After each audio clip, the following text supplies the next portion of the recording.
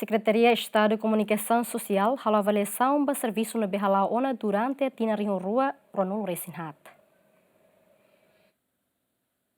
E a sexta-feira, funcionário rototo, o secretário de Estado de Comunicação Social, hamuto com o secretário de Estado de Comunicação Social, halau avaliação do programa Sira nebe implementado e a Tinang Rio Ron Resinhat. E a sorumuto ne, Expedito Dias Jimenez apresenta katak e a programa balung lau latuir plano nebe iha, tamane husu ba funcionário Sira atu melhora e a Tinang Rio Ron Resin lima. Avaliação que é balanço né, atuare to nebe progresso.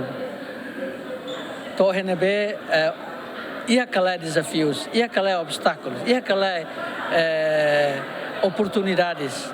A minha avaliação ou análise SWOT, nebe ohin how for política no governo nian ia área comunicação social, depois diretor e líder kato sirnia progresso, sirnia desafio, sirnia obstáculo nebe siração, ou sirnia projeção para 2025. Tanto ouvimos staff Sira, tanto funcionários Sira, mas até Sira na sugestão, o insa bele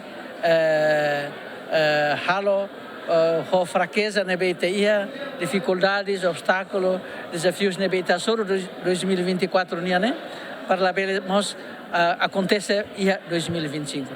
Neba hau oin sente oxolog orgulho também ia diretor barak nebeha diretor na intolo nebeha to nós funcionários será to ser na sugestão nebedia ne tabel hadia e da principal nebe on colegas trabalhadores que funcionários será to né maka precisa ir encontro regular entre cargos de chefia ou staff será e é importante a torne avaliação de desempenho da bela moço de repente avaliação de desempenho tem que mais usi fulan hore sira desempenho nebe sirhalo e oemos ao sublinha que stressing barakliu konaba disciplina tama serviço hosai serviço ho atitude ho produtividade nebe sira tem que ir halo durante 8 horas de serviço lor.